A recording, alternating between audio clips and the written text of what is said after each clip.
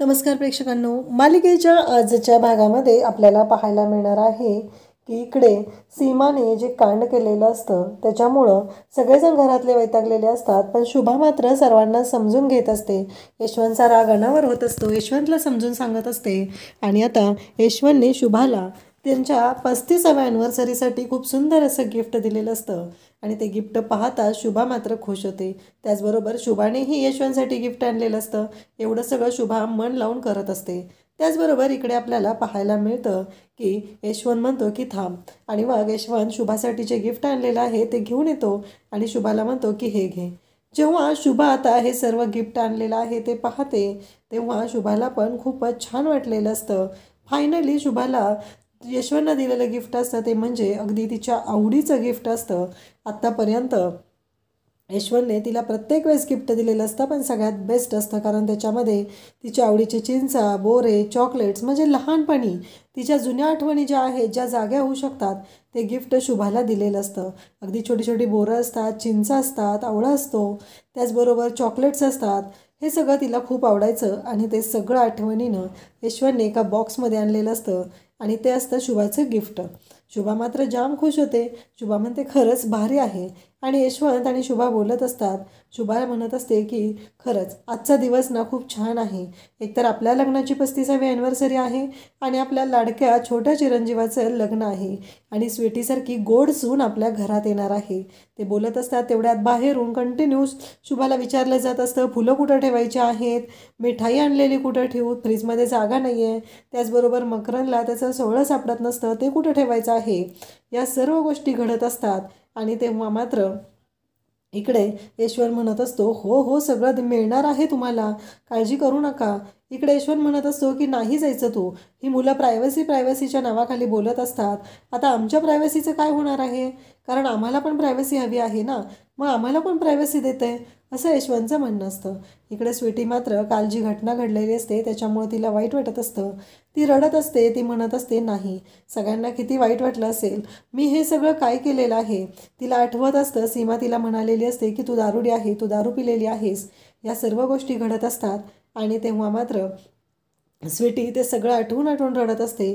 एकतर बिचारीचं लग्न असतं आणि या लग्नाच्या दिवशी सीमाने जो राडा घातलेला असतो, कारण सीमाच्या मदतीला आलेली असते ती म्हणजे प्रिया, म्हणजेच ठरलं तर मग मधली तन्वी तिची मैत्रीण आहे आणि तिनं येऊन हा सगळा गोंधळ घालून ठेवलेला असतो आणि त्याच्यामुळं स्वीटी ते औषध घातलेलं, त्या गोळ्या घातलेलं सरबत पिलेली असते आणि हे सगळं घडलेलं असतं. तेवढ्यात मकरन तिथे येतो आणि म्हणतो स्वीटी कॉफी घे. स्वीटी मात्र रडत असते. मकरन म्हणत असतो काय झालं स्वीटी. स्वीटी म्हणत असते मकरन देखा नाही क्या, बघितलंस ना तू कसं झालेलं आहे, आईबाबांना काय वाटत असेल, अरे मी हे मुद्दामहून नाही केलेलं. हे सगळं स्वीटी बोलत असते. तेव्हा मकरन म्हणत असतो हो कुणाला काहीच नाही वाटणार, तू उगीचच ना विचार करत बसली आहेस. अगं सगळ्यांनी तुला समजून घेतलेलं आहे, अजिबात विचार करायची काहीच गरज नाही, असं सगळेजण तिला सांगत असतात. तिला असं म्हणत असतात की काळजी करू नकोस, या सर्व गोष्टी ज्या आहेत ना विसरून गेलेल्या आहेत आणि आई बाबा सगळ्यांनी तुला समजून घेतलेलं आहे. कारण जे घडलेलं होतं ते घडलेलं होतं, ते आपण बदलू तर शकत नाही ना. जरी सीमावहिनीने गोंधळ घातलेला असला, काही झालेलं असलं, तरी स्वीटी म्हणत असते की मैंने गलती से क्या कर दिया, मी सगळा गोंधळ घालून ठेवलेला आहे, त्यामुळं सगळ्यांनाच खूप वाईट वाटत आहे, असं स्वीटीचं म्हणणं असतं.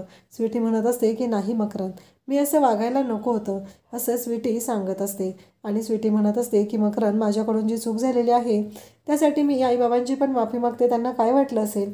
मकरन म्हणतो की हे बघ आपण नंतर बघूया सगळं, तू आधी शांत हो बरं. तेवढ्यात सीमा आणि यशवंत तिथं आलेले असतात. सीमा म्हणत असते की स्वीटी अजून तू तयार झाली नाही आहे का, रडायची काही गरज नाही बाळा, आज तुझं लग्न आहे ना, कालचं जे गेलेलं आहे ते गेलेलं आहे, आता विचार करायची काय गरज आहे, असं म्हणत शुभा त्याचबरोबर यशवंत समजवत असतात. यशवंत म्हणत असतो की मला खरं सांग स्वीटी, तुला काय आठवतंय, तू ते सरबतच पिली होतीस ना, कारण यशवंतला माहिती असतं हे सगळं सीमाने केलेलं आहे, म्हणून यशवंत वारंवार ह्या गोष्टी विचारत असतो, शोधत असतो, परंतु यशवंतच्या हाती काहीच लागलेलं नसतं.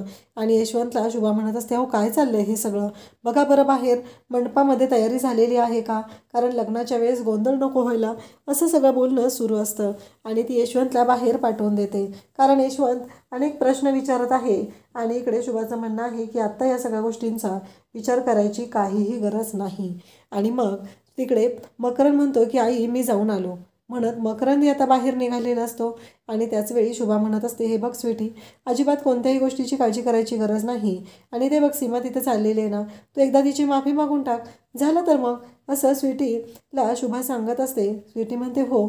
आणि मग शुभा लगेचच इकडे सीमाला बोलवून घेते. स्वीटी हात जोडून माफी मागते आणि म्हणते की गल जो हुआ भाभी मुझे माफ कर दो, वो गलती से हो गया, असं म्हणत ती माफी मागत असते.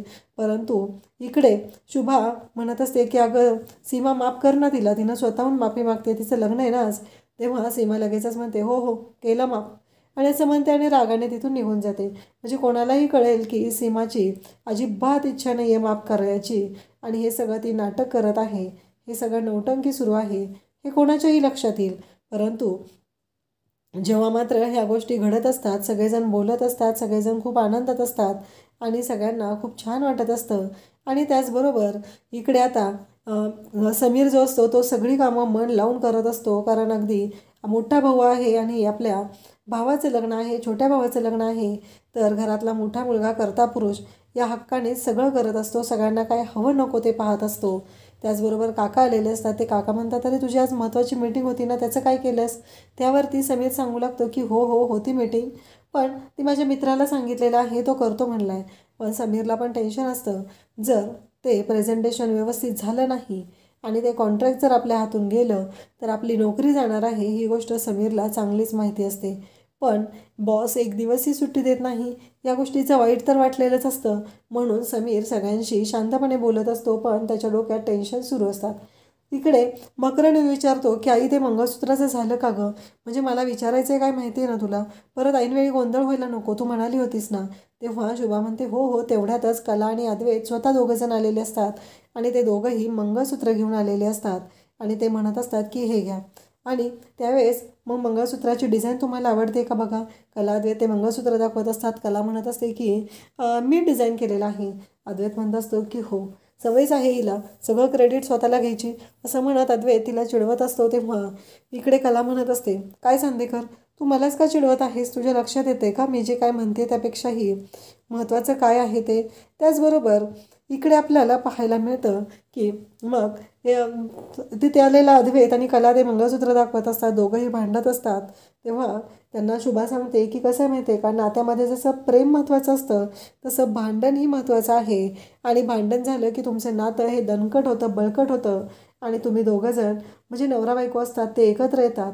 आणि आत्ता तुम्हीही त्याच पद्धतीनं हे चाललं, तुमची वाटचाल चालू आहे, असं शुभा सांगत असते. आणि त्याचवेळी इकडे कला आणि अद्वैत एकमेकांकडे पाहत असतात.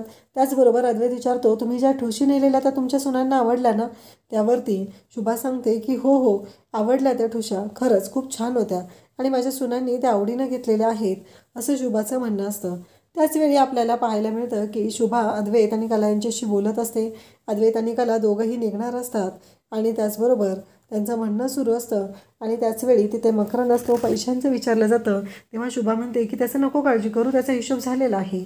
मग तिथे सगळ्यांच्या समोर अद्वैत सांगू लागतो की काकूंना सवय आहे, आमच्या ज्वेलर्समध्ये चांदेकरांच्या पेढीवरती एक ही आहे, स्कीम आहे, ती म्हणजे भिशीची. आणि काकू पहिल्यापासून माझ्याकडे भिशी लावतात, थोडे थोडे पैसे त्यांनी साठवून भरपूर असं सोनं घेऊन ठेवत असतात त्या. आणि मग स्वीटीला बोलवलं जातं, स्वीटीला ते मंगळसूत्र दाखवलं जातं. स्वीटीला पण ते मंगळसूत्र फारच आवडतं. स्वीटी म्हणते की खरंच खूप सुंदर आहे हे मंगळसूत्र, अगदी वेगळी अशी डिझाईन आहे. तेव्हा कला आणि अद्वैत सांगू लागतात की हो. कला म्हणते की हे डिझाईन मी केलं आहे आणि अद्वैतनं त्याच्या कारागिरांपासून अगदी लक्ष देऊन करून घेतलेलं आहे. आणि हे सांगितल्यानंतर कला याबद्दल त्याचबरोबर अद्वैतबद्दल सगळ्यांनाच रिस्पेक्ट वाटू लागतो. आणि त्याचबरोबर शुभा म्हणत असते, पण मला वाटलेलं तुम्ही कोणाला तरी पाठवून द्याल.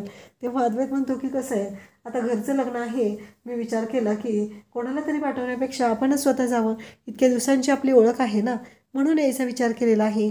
आणि स्वीटी ते मंगळसूत्र पाहते, तिलाही खूप छान वाटलेलं असं, म्हणून तिने मला स्वीटी म्हणत असते की खरंच खूप छान मंगळसूत्र आहे, असं म्हणत ती शुभाशी बोलत असते.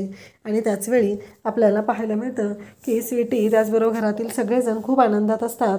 आणि मग अद्वैत आणि कला म्हणतात की बाकीची पण कामं आहेत, आम्हाला निघावं लागेल असं म्हणत अद्वैत आणि कला आता निघणार असतात आणि ते दोघंही जातात. शुभा म्हणते की पुढच्या वेळी जेव्हा याल तेव्हा काहीतरी खायच्या हिशोबानेच या, आत्ता घाईत आहे ना आणि तुम्हाला पण घाई आहे म्हणून राहू दे. त्यानंतर आपल्याला पाहायला मिळतं की मितू आता इकडे तयार करत असते आणि मग मितू म्हणत असते, अगं आई हिला मी सांगत होते पिवळ्या रंगाची साडी असते, पण ही ऐकायलाच तयार नव्हती. त्यावेळेस स्वीटी सांगू लागते की नाही, आईने मुझे बताया था की वधूवस्त्र पहनना है. तर स्वीटीला लगेच शुभा सांगू लागते, अगं वधूवस्त्र म्हणजे हेच, ही पिवळ्या रंगाची साडी आहे ना, यालाच वधूवस्त्र म्हणतात. आणि मग स्वीटीला छान तयार केलं जात असतं. सगळी तयारी झाल्यानंतर शुभा म्हणते की स्वीटी ती ठुशी कुठे आहे, तुझ्या गळ्यात घालूया. आणि मग स्वीटी म्हणत असते की कपाटात ठेवली होती आणि त्याचबरोबर ती शोध घेऊ लागते. मग त्यानंतर सीमा तिला खाली बसवते आणि म्हणते शांत बस आणि आता आठव कुठं ठेवलेली होती ती. स्वीटी शांत बसते आणि तिला आठवतं ते म्हणजे तिथे एका ड्रॉवरमध्ये ठेवलेले आहे आणि मग ड्रॉवरमधली ठुशी आणली जाते. त्याचबरोबर स्वीटी म्हणत असते की खरंच आज फायनली मी मराठी मुलगी म्हणून तयार होते आणि आज माझं मराठी पद्धतीनं लग्न होत आहे. आणि इकडे मितू आणि त्याचबरोबर शुभा म्हणत असतात की किती गोड दिसतेस ना गं तू, असं म्हणत स्वीटीचं त्या कौतुक करू लागलेले असतात.